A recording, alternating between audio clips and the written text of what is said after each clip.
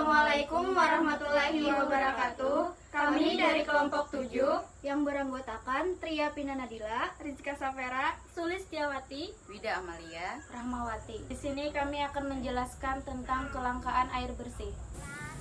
Kelangkaan air bersih. Kelangkaan atau krisis air bersih akan sangat mempengaruhi aktivitas makhluk hidup yang ada di dunia. Kelangkaan air bersih. Kelangkaan atau krisis air bersih akan sangat mempengaruhi aktivitas makhluk hidup yang ada di dunia.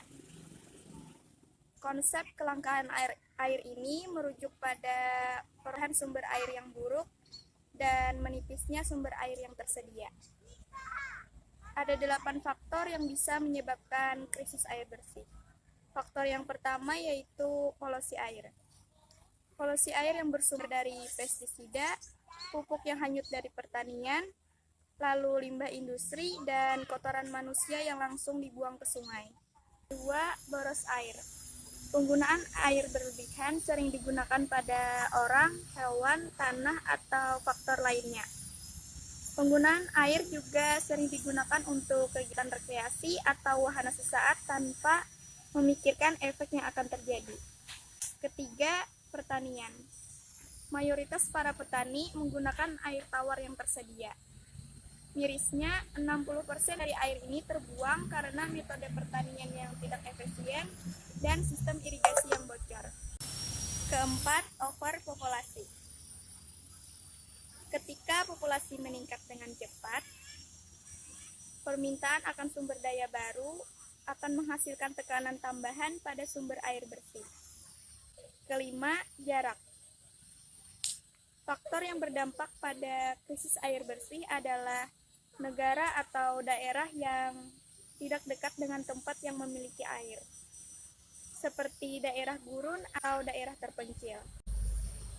Keenam, kekeringan. Daerah yang tidak mendapatkan curah hujan yang cukup akan mengalami kekeringan terus-menerus. Ketujuh, jika ada konflik di area lahan, mungkin sulit untuk mengakses air yang ada di sana. Terakhir, yang kedelapan, akses pemerintahan.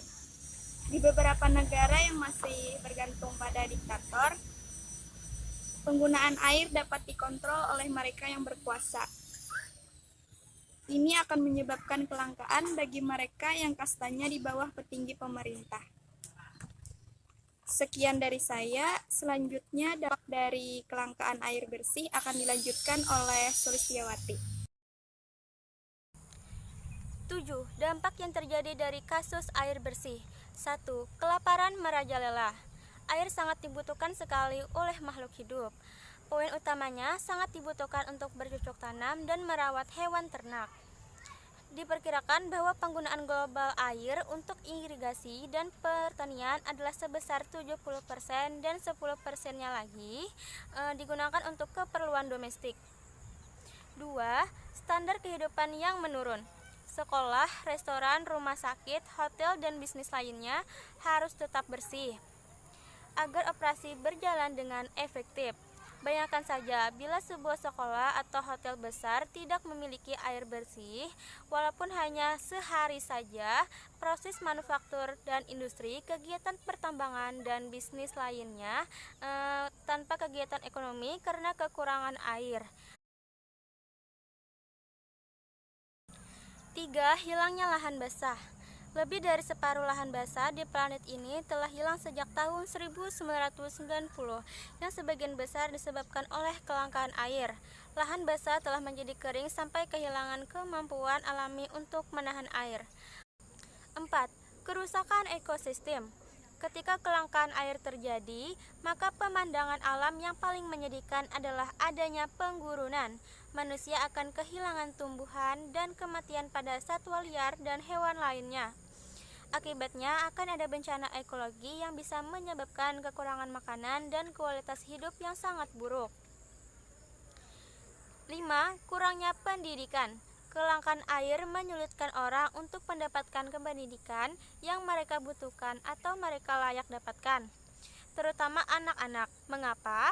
karena anak-anak akan lebih banyak membantu keluarganya untuk membantu mendapatkan air sehingga 6. Isu sanitasi. Tanpa akses air bersih, tidak ada cara untuk membersihkan makanan-makanan atau orang. Ini akan menyebabkan masalah kesehatan mental, seperti termasuk depresi dan kecemasan lainnya. 7. Penyakit mulai bermunculan. Kelangkaan air yang terjadi akan menimbulkan dampak yang lebih serius, yaitu penyakit kulit atau penyakit yang mempengaruhi kesehatan lainnya.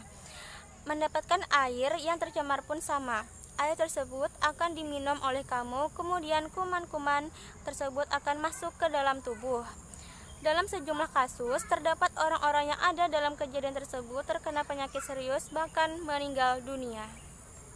Berikut 8 upaya atau solusi penanggulangan terhadap krisis air bersih. Yang pertama adalah hentikan pembuangan sampah secara sembarangan. Mulai sekarang hentikan pembuangan sampah sembarangan atau limbah sampah domestik seperti deterjen pada sumber air, sehingga sumber air tidak akan tercemar oleh pembuangan limbah tersebut. Yang kedua adalah membuat daerah resapan air. Salah satu cara untuk membuat dan melestarikan sumber daya air yang bersih yaitu dengan cara membuat daerah resapan air. Tempat yang bagus untuk membuat daerah resapan air yaitu di kebun-kebun seperti ada pohon, sebab pohon adalah tempat penyaringan alami terbaik untuk pencemaran lingkungan, sehingga air bersih pun akan tetap terjaga. Yang ketiga, membuat biopori. Membuat lubang biopori dapat membantu kawasan menjadi lebih hijau, air pun akan ikut serta menjadi lebih bersih. Yang keempat, membuat rainwater harvesting atau pemanenan air hujan. Rainwater harvesting termasuk metode konservasi air yang dapat dilakukan oleh masyarakat. Manfaat dari pemanenan air hujan ini adalah masyarakat dapat mendapatkan air yang lebih jernih dan lebih berkualitas. Yang kelima, mengadakan gerakan menanam pohon. Sosialisasi pada saat ini dengan sangat mudah kita lakukan melalui sosial media seperti Instagram, Twitter, Facebook maupun website-website lainnya. Dengan media tersebut, kita turut serta berperan aktif untuk mendukung program pelestarian sumber daya air bersih dengan memberikan edukasi pada masyarakat. Yang keenam, mengadakan gerakan hemat air. Apabila masyarakat terlalu boros dalam penggunaan air bersih, maka dapat mengakibatkan krisis air bersih. Oleh sebab itu, lakukan bersama untuk mengadakan gerakan hemat air agar kita tidak kekurangan air bersih. Yang ketujuh, konservasi lahan. Konservasi lahan adalah serangkaian strategi untuk mencegah erosi tanah dari permukaan bumi, sehingga air yang ada di aliran sungai tidak tercemar dari erosi tersebut. 8. Pelestarian hutan dan daerah aliran sungai. Pelestarian hutan misalkan melakukan reboisasi kembali kepada hutan, penghijauan terhadap hutan agar tidak terjadi erosi pada tanah, sehingga sumber air akan tetap terjaga dan bersih. Pelestarian daerah aliran sungai. Untuk melestarikan daerah aliran sungai, maka kita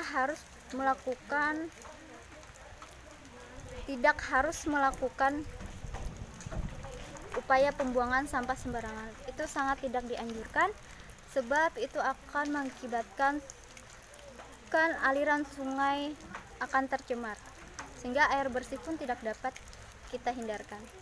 Nah, itulah 8 upaya. Semoga kita dapat menerapkan di kehidupan sehari-hari. Sekian dari saya. 3 kuman yang ada di dalam air tercemar. Yang pertama, salmonella. Bakteri salmonella terdapat pada makanan dan juga air. Apabila seseorang mengkonsumsi air yang telah terkontaminasi bakteri ini, maka ia dapat diserang berbagai penyakit. Yang kedua, E. coli. Air yang tidak jernih atau yang sudah tercemar bisa mengandung bakteri yang bernama E. coli yang berasal dari kotoran-kotoran. Yang ketiga, hepatitis A. Hepatitis A merupakan penyakit pengerikan yang ditimbulkan oleh virus dengan nama serupa. Akibatnya, seseorang bisa mengalami penurunan fungsi hati. Hanya berkualitas, tetapi tepat dalam penggunaannya.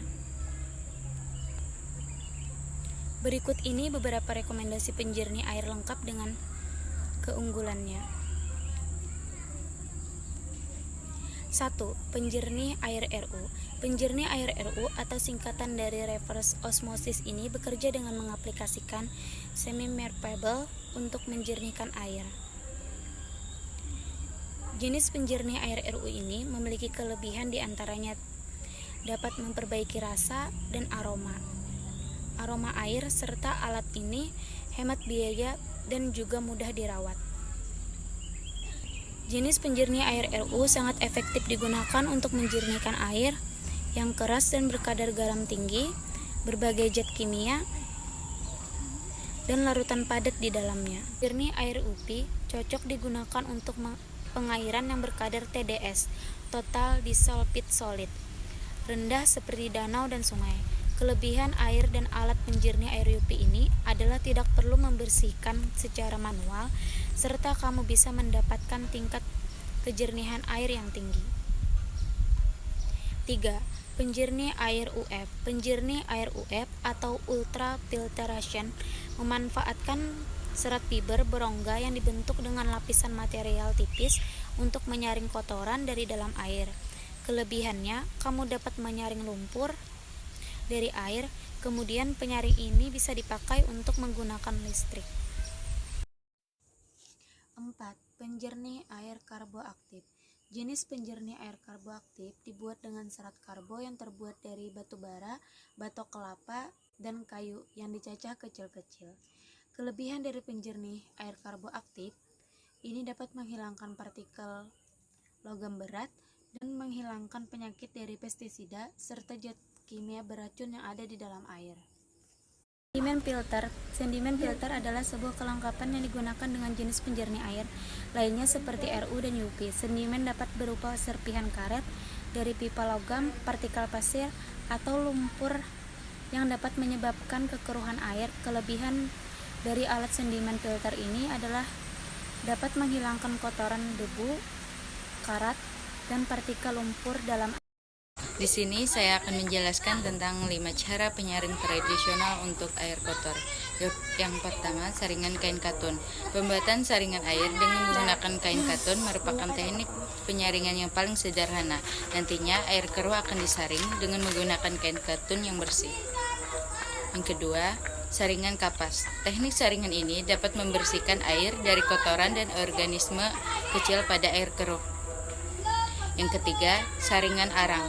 Saringan arang dapat dikatakan sebagai saringan pasir arang dengan tambahan 1 buah lapisan arang. Arang yang digunakan dapat berupa arang kayu atau arang batu kelapa. Yang keempat, saringan air sederhana. Pada saringan tradisional ini, selain menggunakan pasir, kerikil, batu, dan arang, juga ditambahkan 1 buah lapisan ijuk atau injuk yang berasal dari serabut. Yang kelima, aerasi. Aerasi merupakan proses penjernihan dengan cara mengisi oksigen ke dalam air. Sekian dari kami. Wassalamualaikum warahmatullahi wabarakatuh.